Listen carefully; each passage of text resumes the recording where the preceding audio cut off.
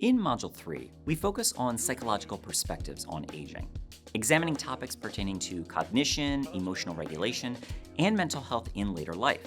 Today, we'll widen our lens a bit to look at sociocultural aspects of older adulthood.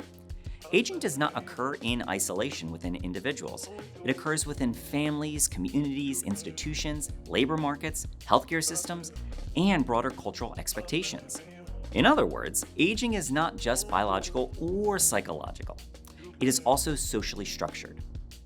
In this lecture, we will explore major sociocultural theories of aging, including disengagement theory, activity theory, and continuity theory. These frameworks attempt to explain how social roles, expectations, and structures shape the aging experience. As we move through each theory, we will examine what these theories contribute to our understanding of aging, while also exploring their critiques and limitations. No single theory explains aging fully in all its complexity, as already previously mentioned in other modules. But together, these sociocultural theories of aging help us see how social systems influence later life.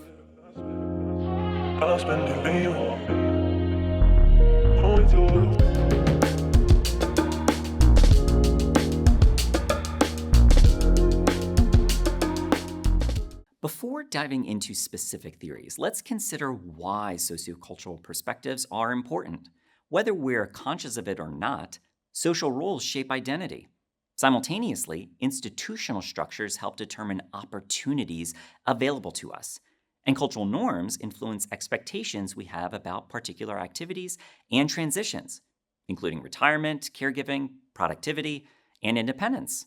These forces thus affect who remains engaged in work, who has access to healthcare, who experiences social isolation, and who accumulates advantage or disadvantage over time. This connects directly to ideas we introduced in Module 1, especially the life course perspective. Aging outcomes reflect cumulative experiences shaped by social institutions and historical context. Sociocultural theories help us move beyond individual level explanations and ask, how does society structure aging?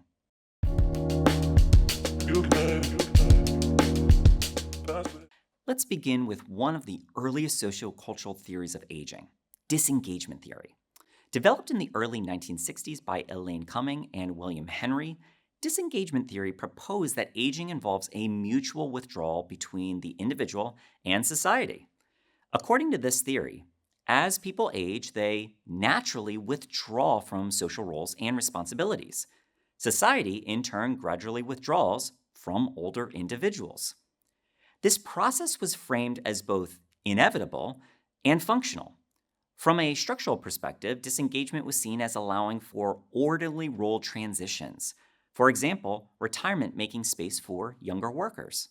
One contribution of disengagement theory is that it recognized aging as a social process, not merely a biological one. It also attempted to explain retirement and reduce social participation within a broader societal framework. At the time it was developed, retirement was becoming more institutionalized in Western societies. Disengagement theory provided a framework for understanding this transition. However, disengagement theory has been heavily critiqued. First, it assumes universality, that all individuals naturally withdraw from society. In reality, aging experiences are highly variable, and many older adults remain socially and professionally engaged, sometimes up until death. Second, the theory has been criticized for implicitly justifying exclusion. If withdrawal is natural, then marginalization of older adults may appear inevitable and thus acceptable. In essence, disengagement theory gives society an excuse to engage in exclusionary ageism, which at this point in the course we should all understand to be a giant no-no. Third, it fails to adequately account for inequality. Simply put, disengagement may not be voluntary.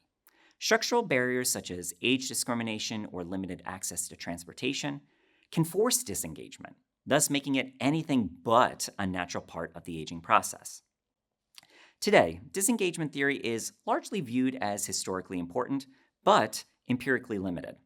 However, its influence persists subtly in some policy narratives that assume reduced participation in later life.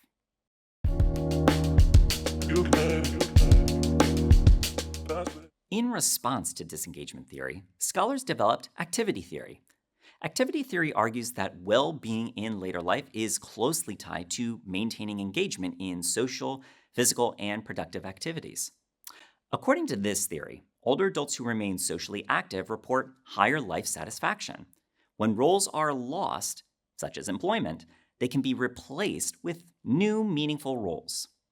Activity theory is supported by substantial empirical research, showing that social engagement is associated with better physical health, improved mental health, lower mortality risk, and greater life satisfaction. It emphasizes agency and counters ageist assumptions of inevitable withdrawal. Activity theory also aligns closely with many contemporary definitions of successful aging, which highlight engagement and participation. However, activity theory also has limitations. First, it may overemphasize productivity and busyness. Not all forms of disengagement are negative. Some individuals may intentionally reduce social roles to focus on emotionally meaningful relationships, which connects to socio-emotional selectivity theory. Second, it does not fully account for structural constraints. Not everyone has equal access to opportunities for engagement. Health status, income, transportation, and discrimination all shape activity levels, and the theory doesn't really account for this. Third, cultural differences can be huge influencing factors in activity. In some cultures, aging may involve shifting toward advisory or familiar roles rather than broad social participation. Thus, while activity theory offers valuable insight, it cannot be applied universally without attention to context.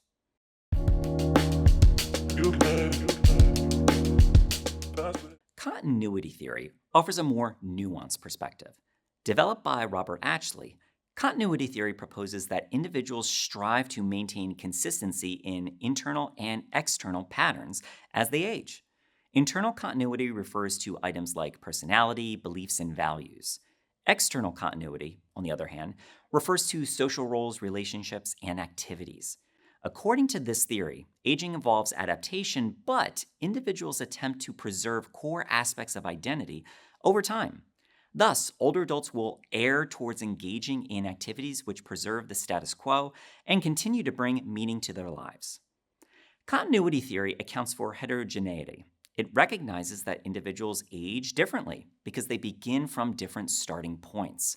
It also aligns well with lifespan development theory, the SOC model, and the concept of identity stability. It helps explain why some individuals remain highly active while others prefer more private or reflective roles.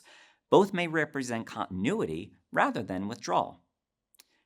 However, continuity theory may underemphasize structural barriers. Simply put, maintaining continuity requires resources and opportunity. For individuals facing poverty, discrimination, or illness, continuity may not be easily maintained. The theory also may not fully capture transformative life events that fundamentally reshape identity. Despite these limitations, continuity theory remains influential because it balances adaptation with stability.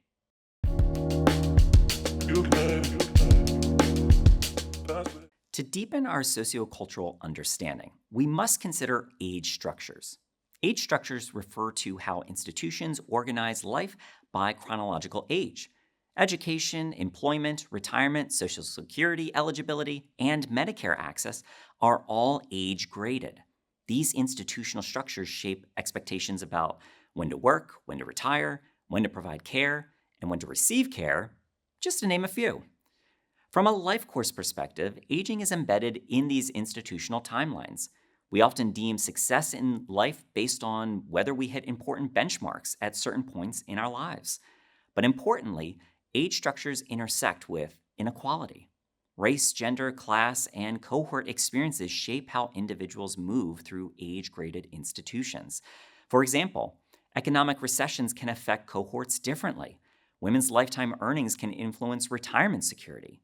And structural racism can affect health trajectories. These patterns remind us that sociocultural theories must account for power and inequality.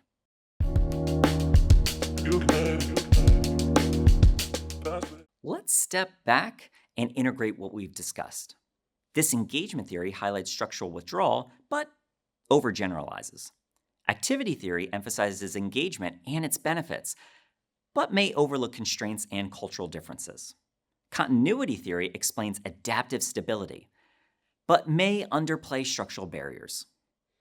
Age structure theory reminds us that institutions organize aging and shape opportunity. Together, these perspectives show that aging unfolds at the intersection of individual agency, social expectations, institutional design, and structural inequality. No single theory captures the full complexity of aging, but each contributes important insight.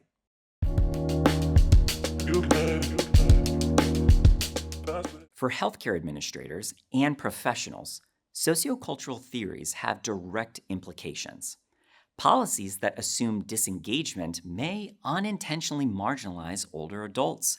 Programs inspired by activity theory should ensure equitable access to participation opportunities. Continuity theory reminds us to respect identity and prior life patterns in care settings. Age structure analysis highlights how retirement systems, healthcare eligibility, and caregiving policies shape later life. Understanding sociocultural theories helps prevent simplistic or ageist approaches to aging policy and practice.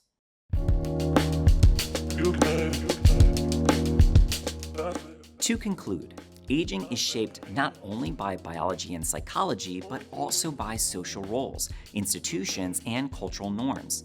Sociocultural theories help us understand how engagement, withdrawal, identity, and structural forces interact in later life.